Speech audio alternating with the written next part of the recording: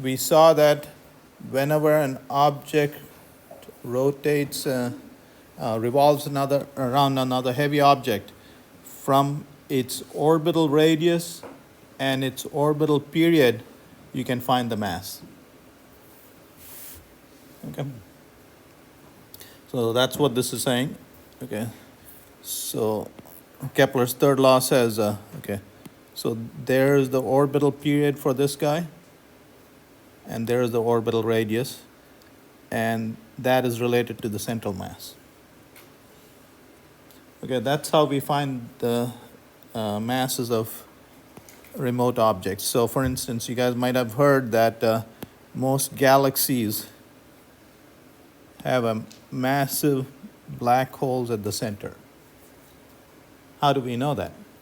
So here's what we do. We look at stars that are orbiting around the center. We measure the radius of this orbit and the period of those orbits. And from that, get the mass of this object that we can't see. Okay. So that's how you get the mass of those. And a lot of these central massive black holes are tens of billions of solar masses. They're quite heavy. All right, so for instance,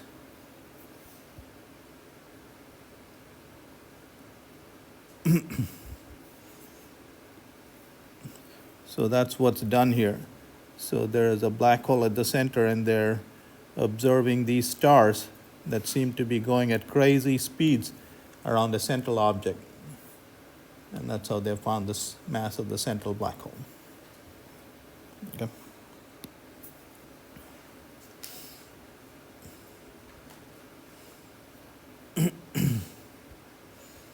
All right, so any object, okay,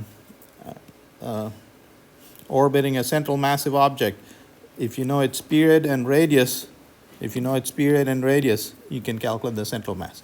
Now, what will happen if this mass were heavier? What would happen to this guy? The heavier the mass, the faster he has to orbit not to fall in. The faster he's orbiting, the smaller his period. The smaller his period, the heavier the mass. Okay? So keep that in mind. Okay. So anyway, this formula gives you the orbital velocity of a satellite. Okay. And the further out a satellite is, the smaller its orbital period, orbital velocity. What is a geosynchronous satellite?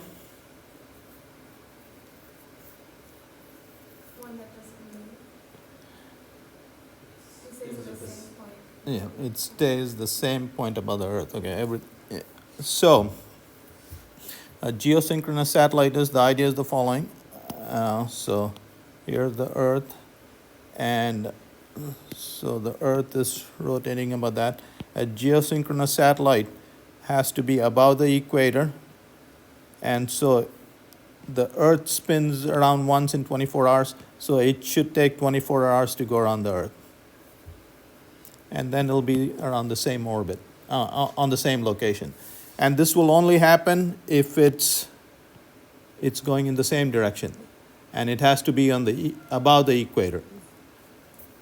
It can orbit at the same orbital radius. That'll also take 24 hours, but this satellite won't be about the same spot on the Earth.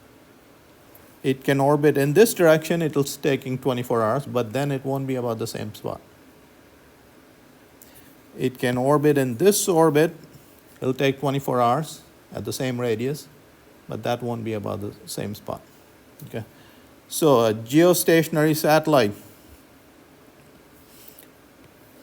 okay, is orbiting above the equator. Okay. And the orbital radius happens to be about 36,000 kilometers above the surface of the Earth. And this is useful because if it's at the same spot, now you can use this for communication. You can bounce TV signals off and that's very useful. Okay. And like I said, these spots, I might have shown you a picture. These parking spots are the most expensive parking spots that belong to us. Okay. So geosynchronous satellites, this velocity is 3 kilometers per second. Okay. And like I said again, it has to be, so here the Earth spinning, so a geostationary, it's orbiting in the same direction as the Earth. If you orbit at the same distance, you're still taking 24 hours, but you're not geostationary then. Okay.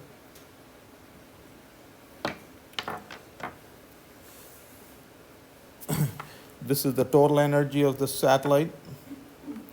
There's the kinetic energy, there's the potential energy. And if you're bound, then that means the total energy is less than zero. Okay. Why does it have to orbit above the equator? Well, if you want to be about the same spot, then you have to be about the equator. Is it because Earth is tilted? No, it's not got nothing to do with the tilt. So if you want to orbit around the sun, about the Earth, your orbital center should go match the Earth's center. So you can't orbit like this. You can't have an orbit like Well, that. I mean, why can't it be along the lines of the equator, like synchronous to the equator? Yeah,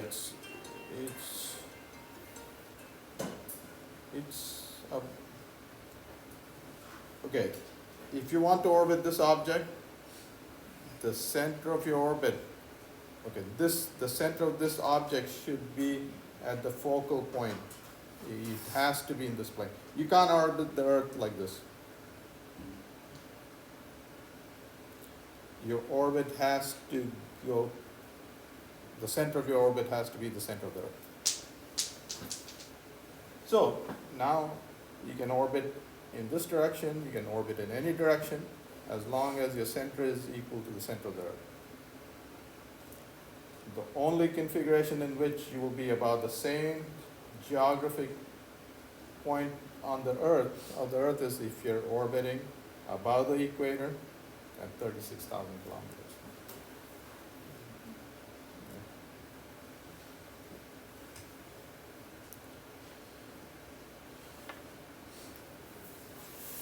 So this is the total energy of this satellite, and if you're bound, then this energy is less than zero. Okay, this just shows you, here is a circular orbit. These are all elliptical orbits. The total energy of a circular orbit is that. R is the radius of the orbit, and you can see that the total energy is less than zero. Okay, it's negative. Yeah. So for a circular orbit, this is for an elliptical orbit, and A is the semi-major axis. So for instance, for an elliptical orbit, here's the one foci, there's the other foci, there's the center of this ellipse, and this is A. Okay, A is greater, okay, so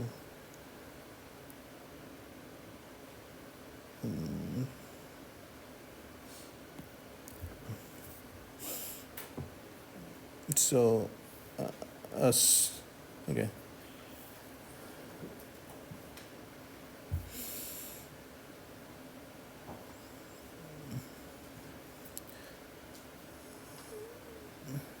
Okay, what else?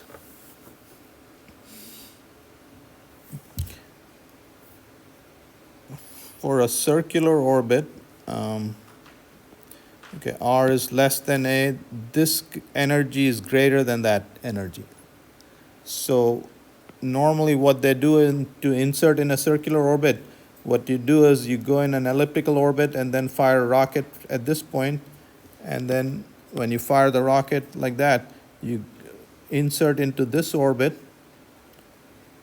and then you fire a rocket again, and you insert into this orbit, fire a rocket again, and then you get the final circular orbit.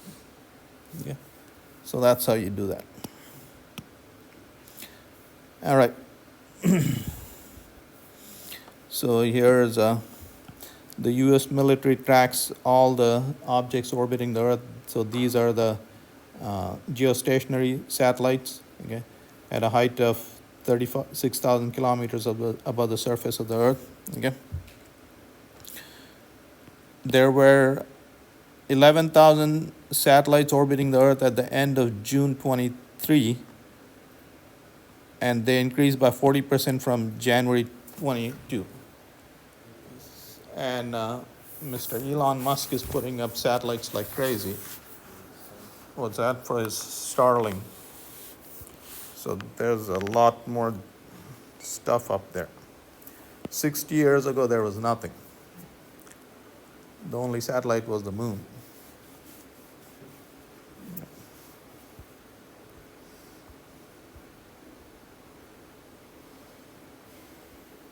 I'll let you guys read all of that.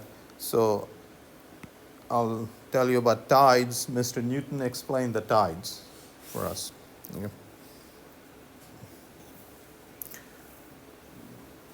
Okay.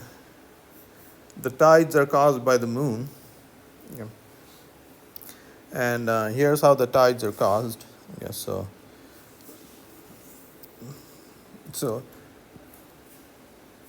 the neat thing about this is, so here, if there's the moon, you see this ocean is high. The question is, why is this ocean high? That was sort of hard to explain. Yeah, and Mr. Newton explained that. All right, so let's do that. So let's start from scratch. So here's the ocean. Oops. Okay, I'll make it red. Here's the moon. Okay, so you saw that the force of gravity is gmm by r squared. The further out you are, the smaller the force. Okay, so here's the moon attracting, let's say, 1 pound of stuff here with a force of 102 units. I'm just making up numbers. The moon is attracting this 1 pound with a force of 100 pounds. What is it doing to this 1 pound? I'm sorry? 98, very good. This guy is also being attracted 100 pounds in this direction, 100 pounds in this direction, and so on. Okay, all right, roughly. All right, now let's do this. Let's do the following. We'll call 100, we'll rescale it.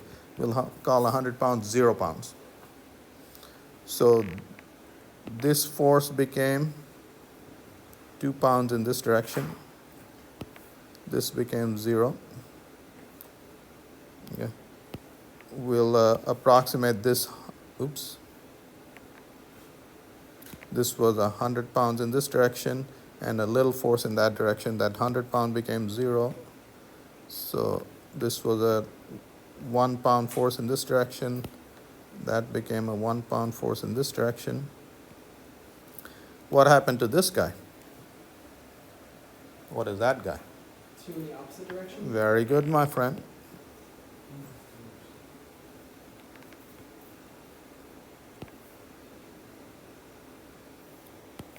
Two in the opposite direction. And that's how you, okay. So essentially you had a bulge here because the earth got pulled away from it. Okay, so Mr. Newton was the one who described the tides. He explained the tides. Okay? He was able to explain this. So when do you have a higher tide? When will you have higher tide? When the force between this guy and this guy is large. Remember when we made the numbers, this was 102 and this was 98. Okay? The larger this difference, the higher the tides. And this is called the tidal force. Okay? What is the difference in force between your two edges, the diametrically opposite edges? So if if the Earth was a point object, a tiny object, then you wouldn't have tides. Okay, so you have to have a larger object. Now the question is the following. So here's the moon, and this is causing the tides. Well, the sun is much bigger object. Its force of gravity on the Earth is much higher. Why isn't the sun causing a bigger tide? So far away. It's so far away. For the tides we just saw, it's the difference of the force on the opposite diameters that matters, not how large the force is. The force of the sun is larger, except that the difference on the edges is smaller, okay, than that of the moon. So here's the, okay. So the tidal effect of the moon on the Earth, so body subjected to the tidal force, okay, and this gives you, r is the radius of the Earth, and it gives you the difference in force between the two edges of the Earth. The diameters of the Earth. Okay, it's giving you F1 minus F2, and you see this is 1.1 times 10 to the minus 6 on the Earth. That of the sun is half as much, 0.5 times 10 minus 6. Okay, so the tidal effect, the tidal forces of the moon on the Earth are twice that of the sun. Okay, so when the sun and the moon are lined up, these are spring tides. Their tidal effects add up, so you get super high tides. And when the sun and the moon are perpendicular to each other, this is half moon, this is full moon, and this is new moon configuration.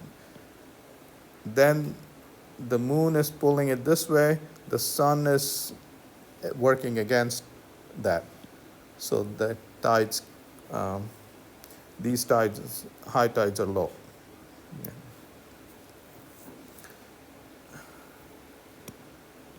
So here's an object that has become a neutron star or a black hole. A lot of stars are binary pairs, and if this guy expands, stuff can fall in there. This guy can eat stuff from him, cannibalize stuff. Okay, so for instance, if this guy is a neutron star and I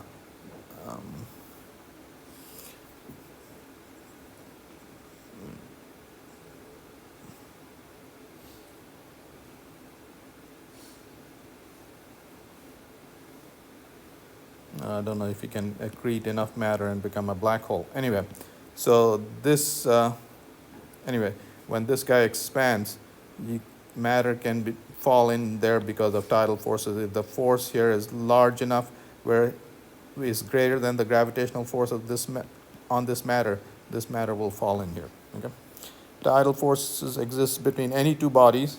The effect stretches both bodies along the line between their centers. Here's a very interesting fact. One consequence of these forces is dissipation of rotational energy due to friction during flexure of the body themselves. Okay, what this is saying is the following. Okay, so we saw that, going back here. Okay, the moon stretched the water, but also what it does is the moon also makes the Earth itself bulge. I'm exaggerating this. Okay. All right, now the moon moved over here. What happened to this bulge? That bulge relaxed, and now there was a new bulge in this direction. Okay, that flexing and relaxing, that heats the Earth up. So what is happening? This kinetic energy is being converted to heat because of friction. Okay. Or the rotational kinetic energy of the Earth is being converted to heat. So the Earth is slowing down. So back when the Earth was first formed, it was spinning at once in 9 hours or something like that. And the Earth has slowed down. Now it's taking 24 hours to spin.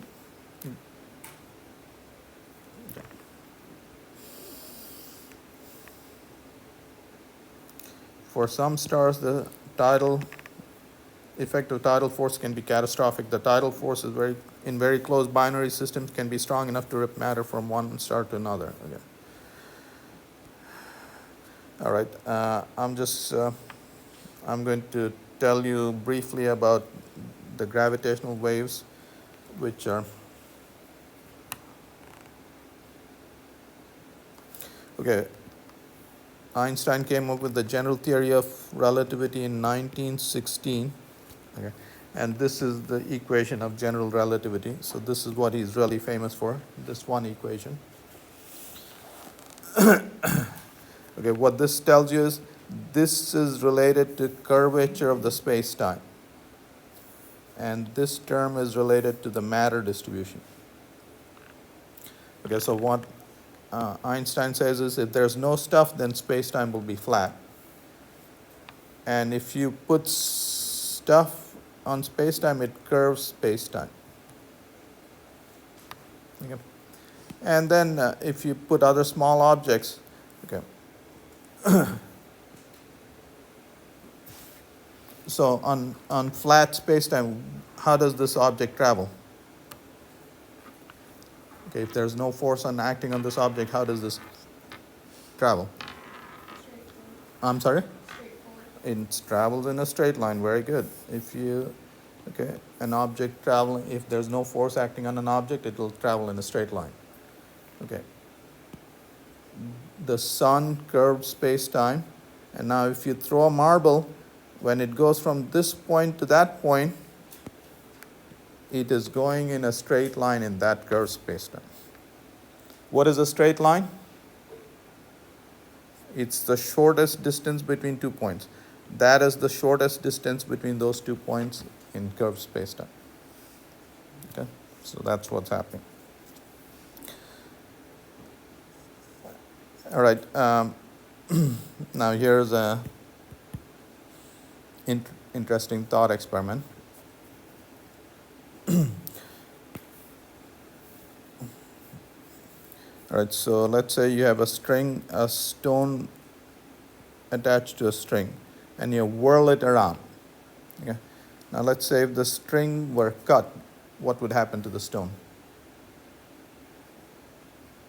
I'm sorry? Yeah, fly away. In what direction? So it'll go in a straight line. Now there's no force, and it'll go in a straight line. Okay. All right, let's do the same thing. Okay. So here's the sun attracting the earth. So you can think of it's providing the centripetal force, making the earth go around the sun. Now, just like we cut the string, instead of cutting the string, let's make the sun vanish. Easy to do. Just snap your fingers and the sun will vanish. There you go. What will happen to the earth?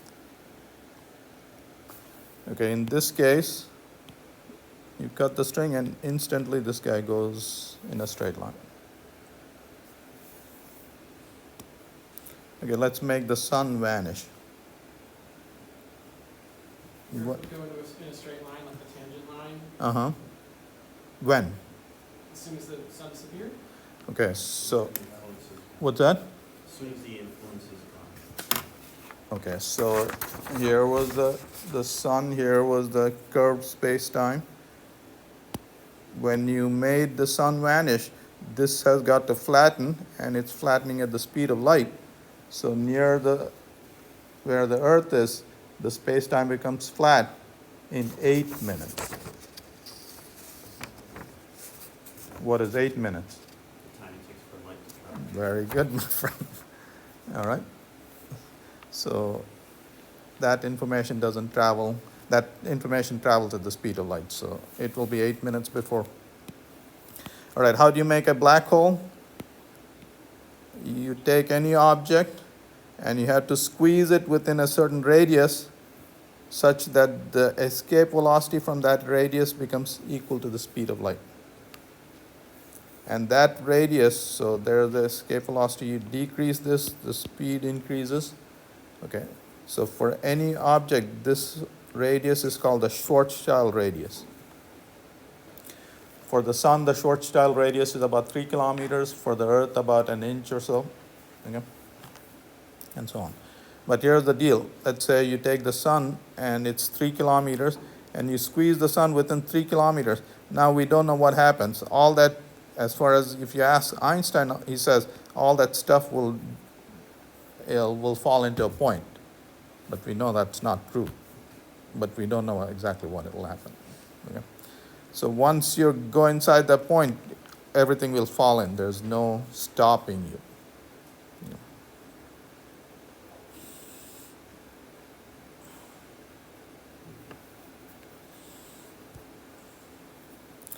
Yeah, so this is stars orbiting black holes at the center of galaxies.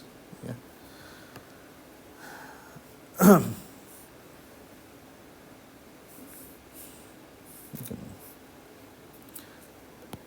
Okay, so here's a star. Okay. And gravity bends light coming from the star. So if this star, you observe the star, so you can see the star that was behind the sun. Are there stars in the sky right now? Why can't you see them? I'm sorry, the sunlight is, there's too much background light. Okay? So how do I see this guy? So this star will appear to be there in the sky. So if you wait for a solar eclipse, the sun will block out this light, and then you can see this star. And so you can see the bending effect of this light by the sun. The star that was supposed to be here appears to be there. And you can compare it to these background stars. He was supposed to be here, but he's next to this star. During a solar eclipse, this star that was supposed to be here appears next to this guy. Well, how do you compare that? Well, you wait for 6 months when the sun is over here, you look at the same star and you'll see him next to here. Okay, so you take a picture of this sky either 6 months prior or 6 months later. Okay? And then you can see the deflection of this close by star compared to far off background stars. And you could measure the bending of light, and Einstein correctly calculated this bending of light of 1.75 seconds. Okay. So here's a very interesting picture. The same thing, gravitational lensing. See, gravity is bending light just like a lens is bending light. That's why it's called gravitational lensing. Okay. So here's a picture of two objects. Quasars are very bright objects.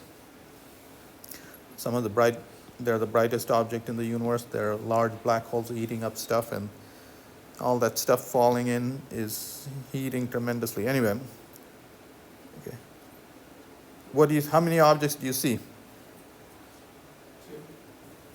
Okay. It turns out that this and this are the same object.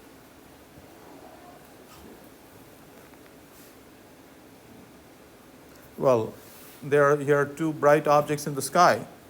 You can see that on this photograph it's two objects, and I'm telling you they're the same object. How do I know it's the same object?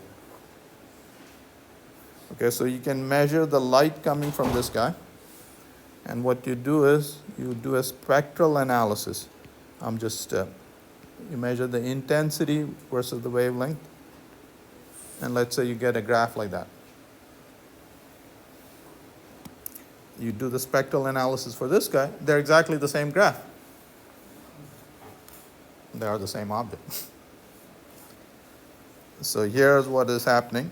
So here's the Earth, here's an intervening galaxy, and you just learned that a gravitational field can bend light. Okay, there was the object.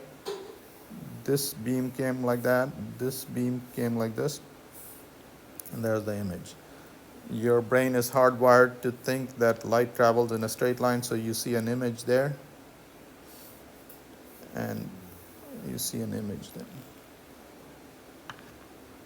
Yeah. the objects are like that in the universe. So this is all dark matter. Those are identical objects. Those are identical objects. The sky is full of them. Yep. So you said the forces of gravity are bending the light, right? Yes. So a lens will bend light. Okay, just like that, you can see that the gravitational field here is bending light. Yeah, but earlier you said gravitational forces were the weakest. So Mm-hmm.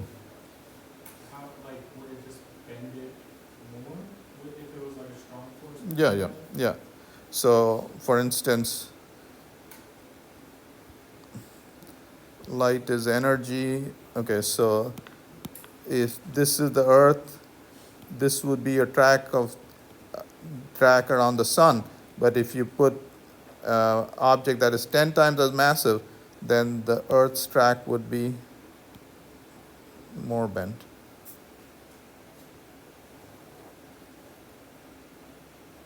Okay. This space-time would be more curved, and the track would be more bent.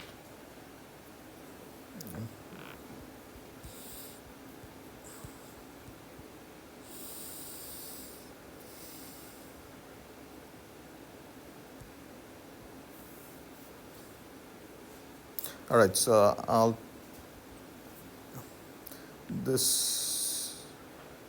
so all those images are, so you saw that, so this was another story, but we'll save it for another day. Any matter distribution will bend light, and you get multiple images, and from these images you can calculate the distribution of matter. And that's what's done here. The blue stuff is the distribution of matter. You've calculated that from the images formed here. And this is matter that you can't see. And so it's dark matter. You don't know the nature of that matter. And so the composition of the universe today is, as far as we know, dark energy is 75%, dark matter is 25%, normal matter is 5%. So what you and I are made of is only 5% of the universe. We don't know what this stuff is. 95% of the universe. Okay. So there's dark matter. Okay. Now we'll talk about gravitational waves. This is the greatest experiment, as far as I'm concerned, ever done. So the first gravitational waves were detected in 2015. Okay. So if you want an electromagnetic wave, what you have to do is you can take a charged particle and make it accelerate. So you can grab hold of a proton and jiggle it like that. Okay? And this will emit electromagnetic waves like that. If you want gravitational waves, you can take hold of a piece of matter and do the same thing, jiggle it. Okay? You accelerate it and it'll emit gravitational waves in this direction. Except that those are very weak waves. There's no way you can detect this. Okay, so I'm emitting gravitational waves right now by making my hand oscillate, but this will never be detected. You want it detected, what you have to do is grab hold of a massive object and jiggle it. And when I say massive, like a black hole. You have to jiggle a black hole, and then hopefully you can detect those gravitational waves. So what did they use to detect it in 2015? Oh, we'll come to that. So it's a good story. It's the greatest experiment ever. All right. So the question is, how do you jiggle a black hole? Well, you just recruit another black hole. All right.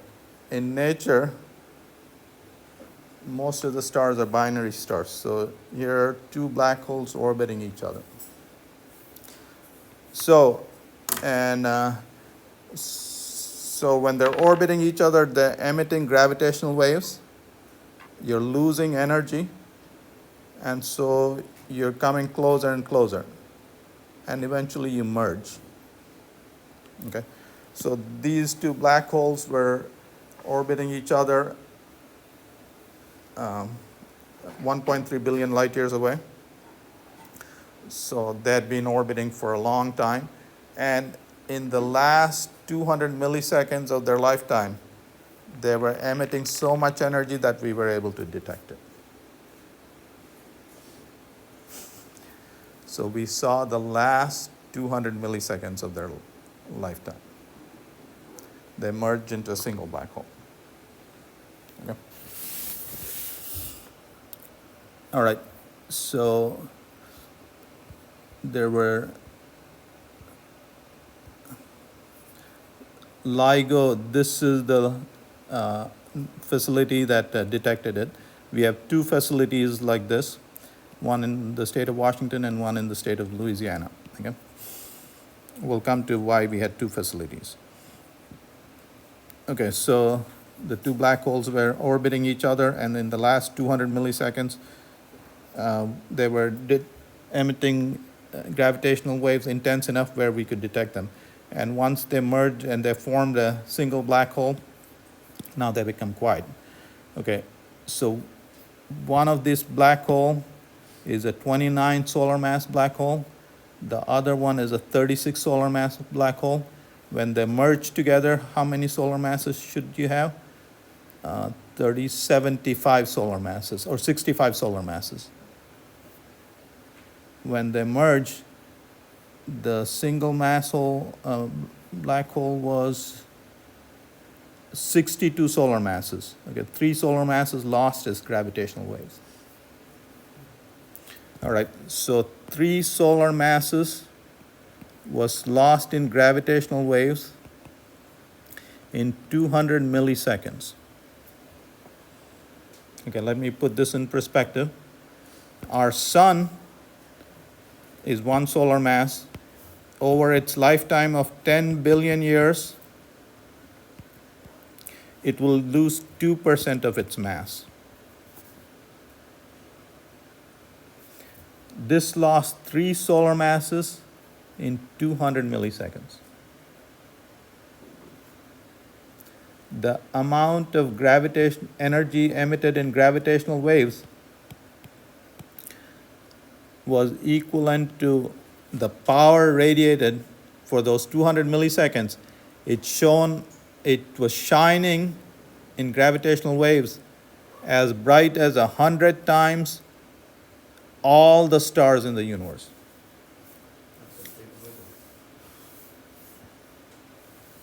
And we barely detected it. Did you guys understand that?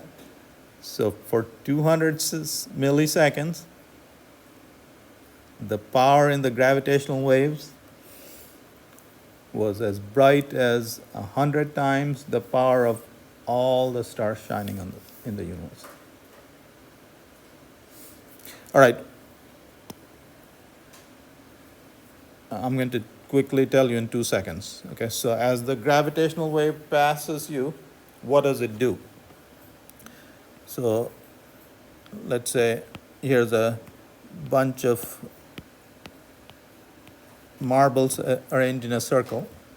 And as the gravitational wave passes you, what happens is this circle stretches this way for a quarter of a cycle and then stretches this way.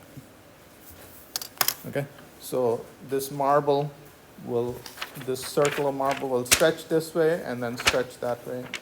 Okay, that's what happens. Okay. That's what happens to the space. So space is expanding. Okay. The question is, how do we detect this? Okay. And it's getting late, but so 1 meter stretches to 1 meter. When this event happened, 1 meter stretched to 1 plus 10 to the minus 21 meters.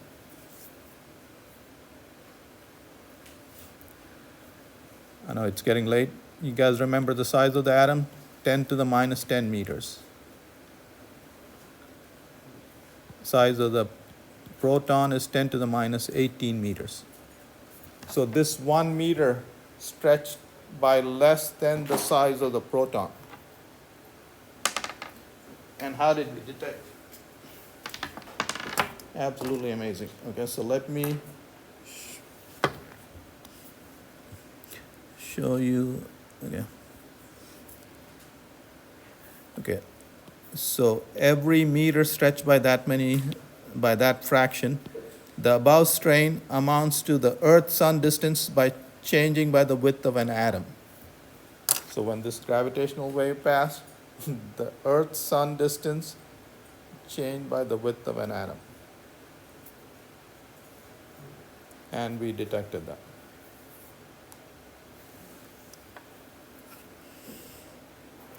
Or the distance to the closest star, which is 5 light years away, changed by the width of your hair. The distance between Alpha Centauri and us changed by the width of a hair.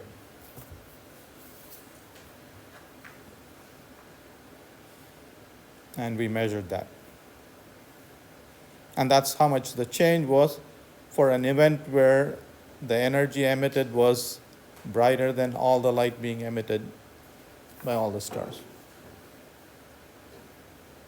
Okay. We'll talk about how